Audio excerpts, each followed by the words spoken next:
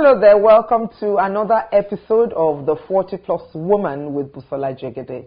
And it's my pleasure to have you tune into the program today. I'm Busola Jegede and I am passionate about women. Today we're continuing the topic we started in the last episode, which is about the future. How financially secure are you as a woman? And especially as a woman who is in her 40s or 50s or even older. In the last episode, we were able to see the state of the African woman and especially the Nigerian woman, and we saw that there are so many things that a woman needs to pay attention to. We were able to get the basic fears that women normally have: the loss of a spouse, loss of income, or maybe a sickness.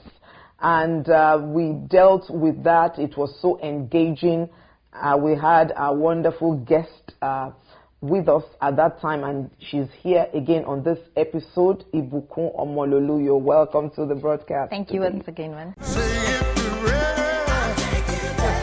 Hello there, my name is Busola Jegede. I am a John Maxwell certified coach, a consultant, and a chartered accountant. For over 15 years, I've been working with women, helping them to discover their purpose, their vision, holding their hands, seeing them through turning their visions to profitable ventures. And it will be a delight to work with you. Do you feel unfulfilled? Do you feel that there is more to your life? Do you have a story to tell, a book to write, a vision to birth? Are you over 40 or 50? I can assure you that the second half of your life can be better than the first half. Why don't you sign up for my one-on-one coaching session or a strategy session? It will be a joy to work with you to reinvent yourself, to birth a new you.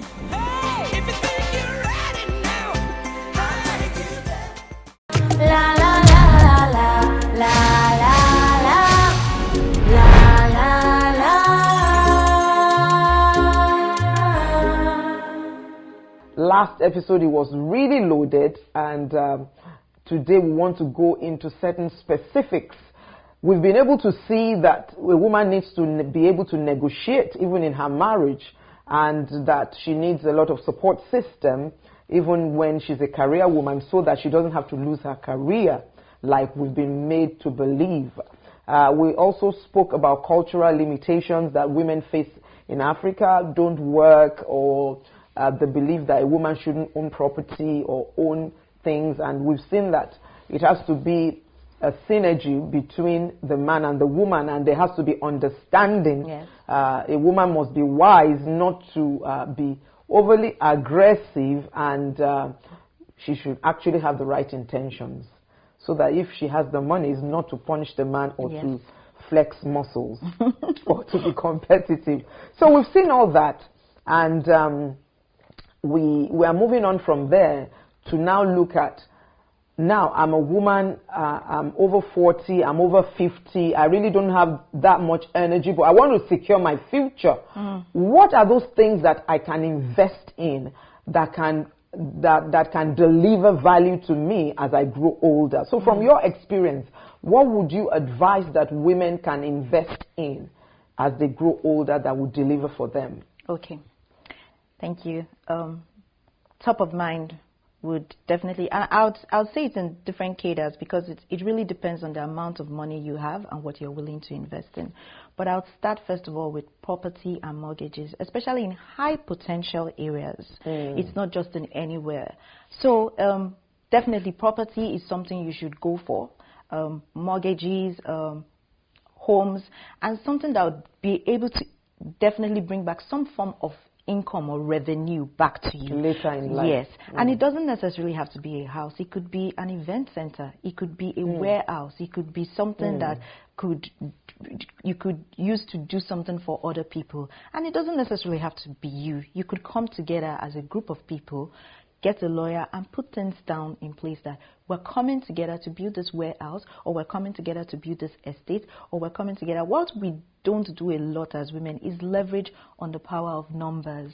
Or collaborate. By the time we come together and we say, this is what we want to do together, and this is how this is how much you're going to be earning and getting. This is your own quota. It helps a lot for you to be able to do that. And it doesn't even have to be with other women. It could be with your spouse. It could be with an accountability group, or like a cooperative or whatever, or whatever works for you. Indeed, so there is strength in numbers. Yes, there is strength in numbers. The next thing I would say is definitely look for opportunities in terms of business. And I would start first with agric and agro-allied industries. The truth of the matter is there's a projected food shortage that would happen with the pandemic. I mean, we haven't even gotten into it right now. But people will always eat. People will always feed. So where can you put in money to invest in so that more food is grown? It could be grown for exporting. It could be grown to feed the people, the larger population in Nigeria. So how do you want to get into that? Do you want to invest in some farmers or some industry where you can get some returns back? And there are a whole lot of this platforms and ecosystems that are already running that you could even leverage. You can check them out and find out how credible they are. Exactly. You could leverage on. The next thing I would say would be logistics business. You could work with an FMCG to help them with logistics. What's FMCG? Fast-moving consumer goods, okay? Fast-moving consumer goods. You could decide to be a distributor with them. You could decide to work on logistics. And logistics is going to be a big thing because now we're leveraging a lot on digital. So people are ordering and they're going to be needing people to deliver those things. Amazon has shown that. Exactly. So logistics business, big time, is something you should be looking at. Do you want to get partners to do that or fund that? And there's so many other things that you could put that money into. You could be a distributor for the fast-moving consumer goods, like I said. People around you would definitely need to feed. They would need basic household items. What can you provide? What is it that you want to trickle down to the retail mass? So those are other businesses that you could, invest in. The other thing I would say would be bonds and treasury bills, and it really starts with you having an account. I believe one of the biggest ways to solve the poverty problem is you being able to have an account, either as a wallet or something where you could put in some funds, because opportunities could come. You could win a grant, you could win anything. There could be funding provided in any way. And it's not that time you want to start going around like, oh, I don't have an account, or they want to give me this. You mean like a bank account? Yes, like a bank account. Okay. So it's really important that you have a bank account, and then you start with accumulation. And this is why I want to get a bit granular, because not everybody have the funds to get into property immediately. But I would tell you to start from where you are. And starting from where you are starts with accumulation, which is usually the first stage of wealth. Before that stage, there's actually a stage where you assess where are you right now to measure your progress. And in assessing, you're checking your net worth. You're checking how much do you have and how much do you owe. And then you're balancing everything together. Are your expenses outweighing your income? Do you even have income? Where is it coming from? How much is the income? What is the expense? Okay, aside that, what are your assets? What are your liabilities? What is generating money for you? What are the liabilities? What do you owe? And by the time you check all those things together, you can actually check, oh my God, I'm in deficit. I am owing so much, so I need to pay off that. Or, oh, my income is actually okay. I'm just not investing in things. So what do I invest in? And then you start accumulating those funds, either in an account or something. Because the truth of the matter is savings is delayed expense. You're still going to spend on something, but you're just being more deliberate to put it together. So 5,000 every month or 50,000 every month, at the end of the year, you have a pool. Now you take that pool and you decide, this pool, what am I putting it in? Am I getting a plot of land that would appreciate over the years and get me more? That way you're using your 350 at the end of the year or 650 or whatever you've made at the end of the year to get into something that will give you more assets, okay? Or you're putting it in some form of business. So and when you start from there, you start to grow it and you become consistent. You start to grow it, you start to grow it, you start to grow it until you get to the consolidation stage. And the consolidation stage is really about preserving and maintaining. When you get to the consolidation stage, you can now start diversifying. I'm going to get stocks. I'm going to get Amazon stocks. I'm going to get Tesla stocks. I'm going to get Nestle stocks. I'm going to get Cadbury stocks. And I'm going to invest in this. And these stocks, you're basically just investing in companies. But you know these companies are solid and proven. Yes, corporate governance solid. They have a product that is selling fast and people would always want to get this. And there's repeat buying from the consumers. So you're looking at that and you're saying, this is what this company are going to give back to me in the next. And you never can tell, from Spotify to Amazon, you never can tell which one it would be. So you invest in that. You invest in stocks. You invest in treasury bills. Fantastic points you've made. And let's also look at something that from the last episode we scratched it a bit, that you can also be an angel investor. Angel investor, that was it. You can be an angel investor, like you may not have the energy to run around doing a business and you just see somebody who has passion. Yes. And you can see that this business is going to work. The person, maybe you get to know through whichever way. You can decide to check out that business and look through the financials, and then invest with proper documentation, get your lawyer, and let them let you know how much they're going to be giving you, what returns will be. Also, an area that a lot of women don't seem to pay attention to is how to turn around their excess capacity. Many women have excess capacity, especially when they grow older. For instance, maybe all the children have left the house. And you're just in this big house, and you're just hiring somebody to clean the rooms that nobody is living in. Why don't you just remodel the house and turn it to short let? Yes. Or Airbnb. Exactly. And this can give you money. Yes. So instead of you just being encumbered with a large house, a large garden, you're looking for the gardener and so many excess capacity that people have. Come in. Now that you said that, the knowledge industry, and a lot of women have gotten to that age where maybe their children are not with them anymore, but there's so much wealth of knowledge within them on how they could help others. What are you doing with that? Intellectual property. Do you want to start a course? Do you want to write a book? Or learn to write a book? Well, exactly. And put in something that would earn income for you. And basically, education is really a big thing right now. And with the digital economy, what has happened in the past 1 year, education is still going to be a big ticket. People would want to know. You know what you just said now? I realize a lot of women have a wealth of experience and knowledge, but they seem stuck. And they are stuck because they don't know how to translate that into something that will bring value back to them. That is why you need a coach. That is why. Please, you can send me an email. Yes. You may have so much experience. Probably you've worked in the civil service for 25 years. Exactly. And all you think you want to retire. Your wealth of experience, how did you navigate? Exactly. How were you promoted? How did you balance? How did you get over some crossroads? That's why you need a coach. Because a coach is going to help you with a roadmap, with whatever you have. Exactly. So women have to learn to invest. I had to pay a coach to help me at a point in life. And that's why I'm doing what I'm doing, because the coach saw that, look, you're doing so much. You have so much, but you have not packaged it in a way that will reach a wider population. Exactly. People need to know what you know. Exactly. People need to hear what you know. Exactly. And so I had to pay a coach. So you have to invest in a coach who will look at your present circumstances and tell you which way. But you know, a lot of us women, sometimes we penny pinch. Yes. That's one of our problems. We don't like spending money because we've not especially on intellectual things that are not tangible. We prefer, okay, I'm buying this.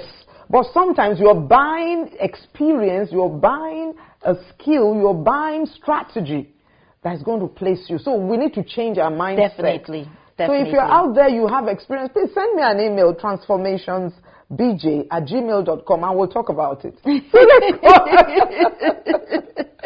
You know, when when you said investing is in yourself, it really hit home because a lot of us are buying ashwebis that would not help us. We're not investing. We need to set our priorities right. Right. What is important? And it really boils down to our upbringing. We've been raised to, okay, go to school, read, get married. Just marry a good man who will take care of you.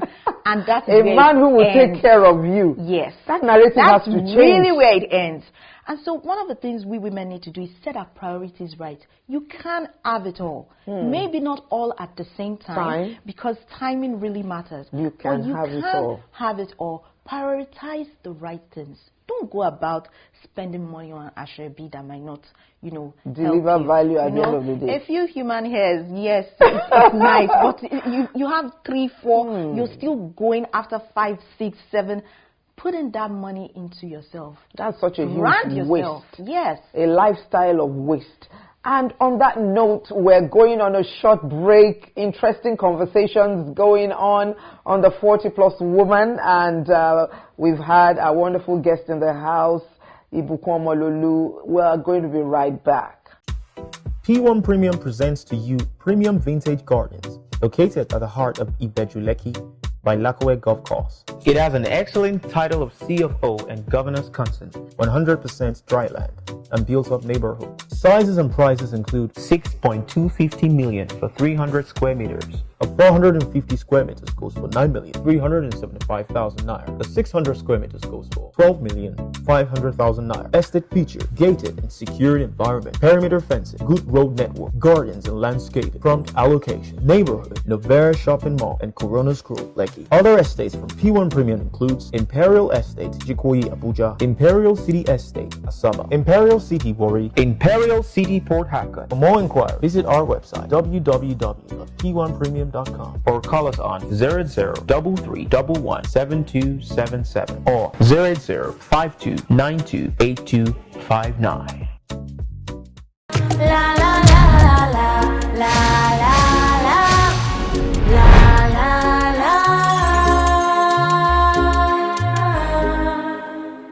Yes, welcome back to the 40 Plus Woman, and we've been having this engaging series on finances. How secure are you as a woman, even as you grow older? As we, at this second segment of the program, we are going to go ahead to let you know the different investment platforms and opportunities available to you out there, especially if you're a woman in Africa or in Nigeria where we are. We've been talking about different opportunities in the first segment. Ibukun mentioned so many different platforms, and we just want to go on to look at some other things. I was just thinking from the concept of excess capacity that a lot of us have when we grow older. Maybe you are living in a house that is now empty. What can you turn it to?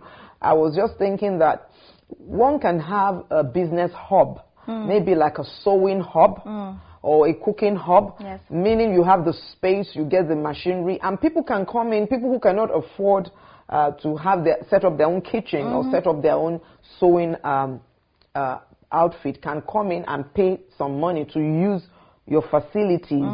That is a very good opportunity for people who have space. And also, we should also look at the way people are using their passion, because what you find out from most people is that eventually you follow your passion. You might have been working in an office. By the time you're 40 and above and you're retiring, you go back to your passion, what you love to do. Some people now love gardening, and probably they've been in the civil service for many years. Now they want to go back to gardening. You can start that little gardening and then begin to take it up with the current technology. Maybe have a YouTube page where you share gardening tips with people, and then you can be selling seedlings. You can help people beautify their garden. And the important thing is consistency. There's typically a build-up in everything, because at this age you're more settled. You probably don't have so much pressure, and so you can settle down to start something. You can even have a snail farm in your house where you have a lot of space. poultry, something you can hire somebody to help you. Yes. Just look at it and you're just taking it in your stride. Yes. We have a lot of women whose children are abroad and they are kind of idle. So it could also be a time for you to be involved in a vision bigger than you. Yes. Maybe join a foundation. Yes. If you cannot set up a foundation yourself, volunteer your service at this time. But typically what we find a lot of older women doing now is to attend weddings. From somebody's wedding to another wedding. So do you know this COVID season?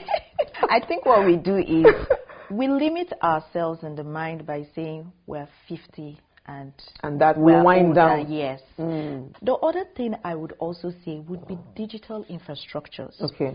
And I would say leverage heavily on e-commerce. Okay. E-commerce is the way to go. What Amazon is doing, basically just putting up an ecosystem, a platform where people can sell. Leverage powerfully on e-commerce. What can you put online? And even if you don't have that platform, are there places you can partner with to put it online for you? Yes, they would get a cut, but you get your... There'll be volume. Yes, there's a volume. They're doing the visibility. They're putting it out there for you, but you could put it on that platform and get people to go there and see what you have and get those infrastructures. But the other thing I would also say is this.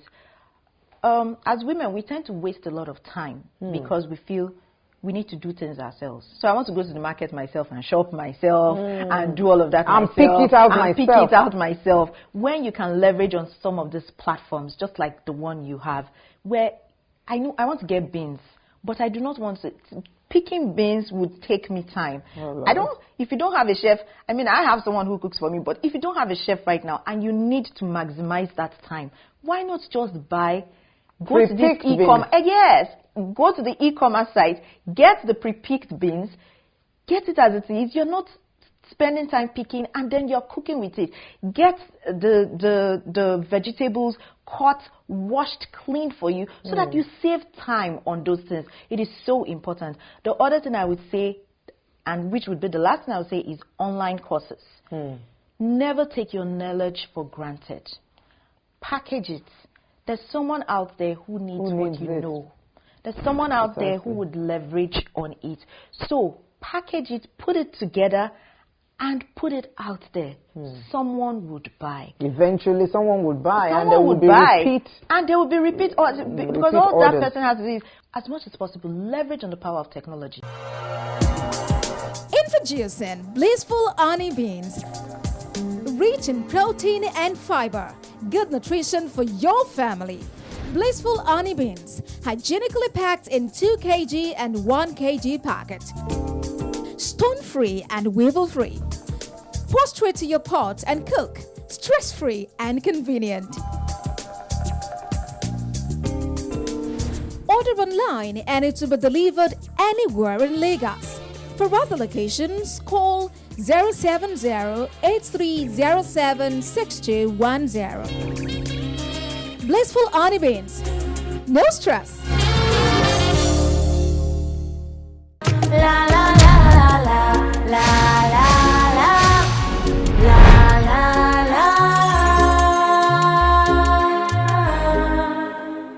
Awesome. We've been looking at different things women can do as they turn 40 and above. You need to be able to do something for yourself. You must be a woman that delivers value. No matter the support system around you, no matter your marriage or your maybe family background, whatever it is, every woman out there must not be clueless.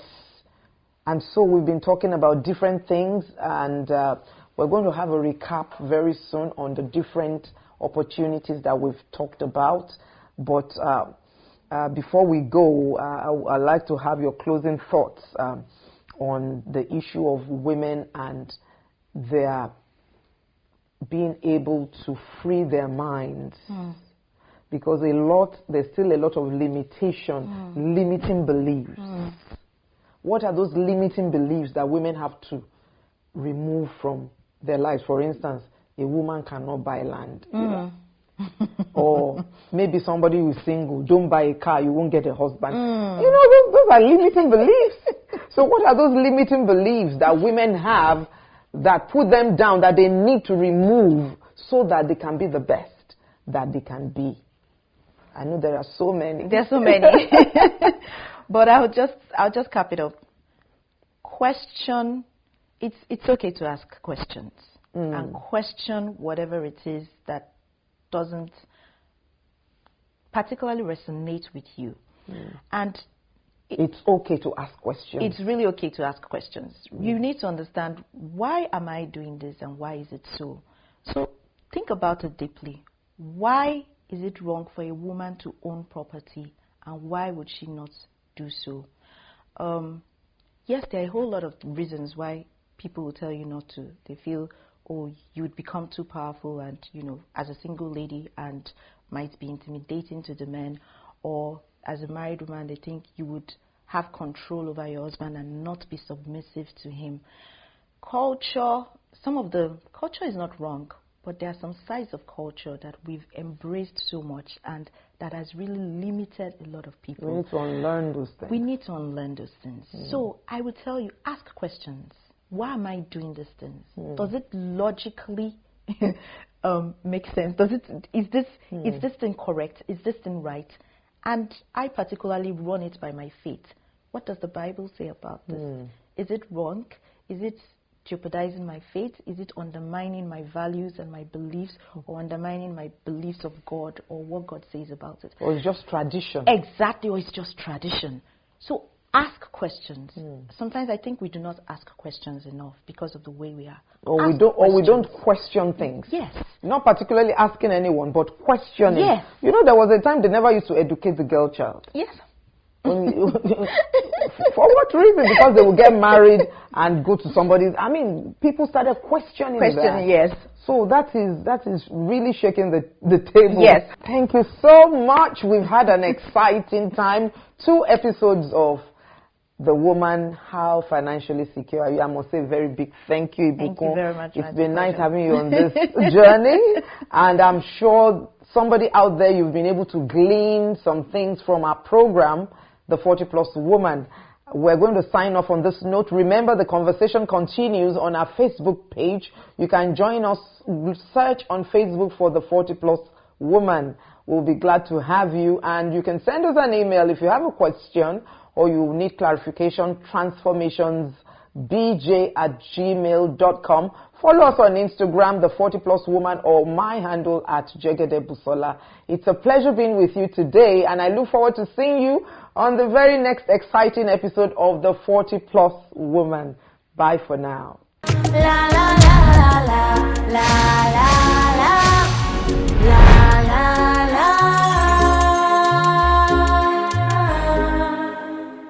Wow, it's been an awakening for me on this particular episode of The 40 Plus Woman.